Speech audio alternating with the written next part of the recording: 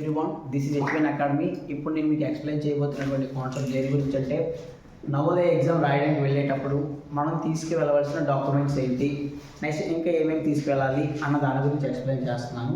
చూడండి, సో మన ఎగ్జామ్కి వెళ్ళేటప్పుడు ముందుగా మనం తీసుకువెళ్ళవలసినవి ఏంటంటే డాక్యుమెంట్స్.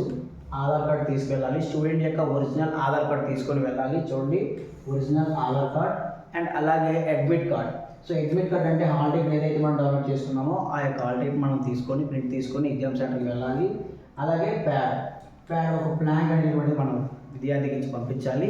దాంతోపాటు పెన్స్, బ్లూ అయినా పర్లేదు, బ్లాక్ అయినా పర్లేదు. ఈ 2 పెన్స్లో ఏవో ఒక పెన్ అయితే 2 బ్లాక్ అయినా అయి ఉండాలి, లేదా 2 బ్లూ అయినా అయి ఉండాలి. సో 2 లేదా మనం ప్రింట్ తీసి పిల్లవాడికి ఇచ్చి పంపించాలి. అయితే అవి డైరెక్ట్గా న్యూ పెన్స్ కాకుండా ఆల్రెడీ ఒకసారి యూజ్ చేసిన పెన్స్ అయితే ఏవైతే ఉన్నాయో అవి ఇస్తే మంచిది. ఓకేనా, చూసుకోండి.